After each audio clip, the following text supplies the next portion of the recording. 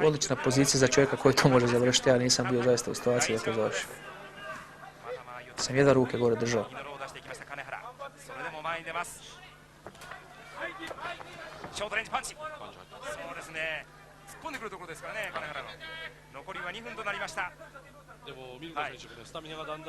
Ovaj meč inače je išao do isteka vremena. Borili smo se, da, 15 minuta smo se borili. Da vidi se i na njegove predjelu jetre, poplavilo je od udaraca, međutim nisam ga mogao završiti, ali kraj kraja nije ni važno da je to bio moj povratak u život, ja bih rekao na jedan način, u sportskom smislu i drago da sam pokazao svima da se mogu u tako kratkom vremenu vratiti. Da, manje od mjesec dana, što inače i u većini ostalih borilačkih sportova ne bi ni dozvolili nakon prekida. A vidimo kako ga zapravo cijelo vrijeme držiš. Nažalost, već sam to 10 puta rekao, dosadan sam, ali zaista nisam imao snage. Ja sam jedva, sjećam se tu borbu neću nikad zaboraviti, da me nisu pridržavali dok sam silazio sa ringa, da mislim da bi se srušio dole. Čak me je Igor Pokrajac i moj Cuki su me pod ruku od slačionicu od velikog, sam bio iscrpljen nakon te borbe. Već nakon 3. minute mene takva kriza ulovila da sam jedva čekao da borba završi. Čak nisam ni forsirao više prekid, samo sam želio da borba što prije završi. I evo, došli smo do samog proglašenja pobjednika. Nisam bio tu sretan, jasno, iako sam na njega deklasirao, ali ipak sam očekivao da ga završim to prekidom i to u prvoj rundi, ali kad se cijeli film odmota, ipak dobro je ispalo. S obzirom na okolnosti u kojem sam nastupao, mislim da je izašlo da sve bilo dobro. I nakon toga jedna pauza koja ti je zapravo i bila potrebna, što si i sam rekao, da malo dođeš k sebi, i jedan dulji boravak u Japanu, ostao si nešto više od mjesec dana tamo. Prvih 5 tjedana sam bio. Da. Prvi meč je bio 19.7. u Nagoji u Japanu, a Shugo Oyama je bio prvi protivnik, također još jedan Japanac na tvojoj listi. Točno, ponudili su mi Shugo Oyamu, jednog od njihovih najboljih japanskih judaša, čovjek s kojim sam imao priliku raditi i trenirati. Doduše samo na jednom treningu smo se malo pohravali još prije moje prve borbe Ultimate Fightu s Fujitom. I ja sam znao da on jednostavno nema šta izgubiti, da će on dati sve od sebe u toj borbi i zapravo s takvim ljudima se najopasnije boriti. Pogotovo onaj ko nema šta izgubiti, taj čovjek dati sve od sebe i upravo kao što je Randleman pobjedio mene, kao što je gotovo Fedora pobjedio, znači to samo potvrđuje to staro pravilo.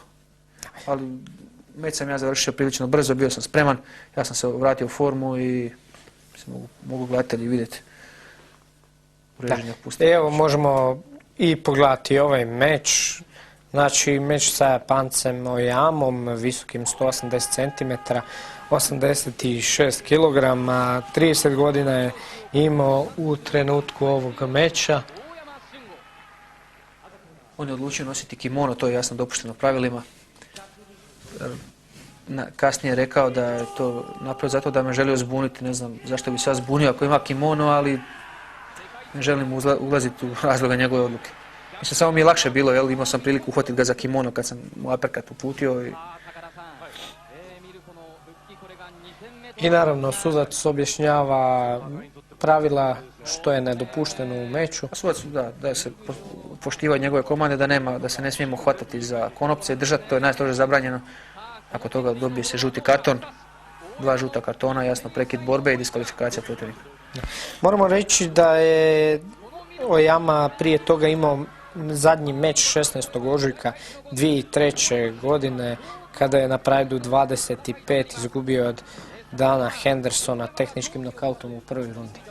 Točno, on je slomio ruku u toj borbi i nije ga dugo, upravo zbog toga bio njegov povratnički meč, nije ga bilo gotovo godinu dana, nešto duže na sceni, tako da znao sam da će biti spreman, da će se pripremiti fizički, ali nisam mu dopustio da pokaže ništa od ono što zna.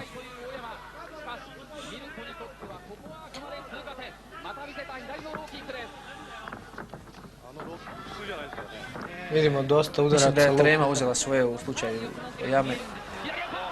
On jednostavno imao, nije znao šta bi, jednostavno samo molio Boga da preživi što duže. I evo vidimo tu nekoliko aperkata i završetak. Pa jedan prvi bio čist, drugi sam ga štrajfao i to je bilo to. Nakon prvog je on počeo padati već. I ponovno još jedna velika pobjeda prekidom, ono što smo naučili zapravo i gledati od vas.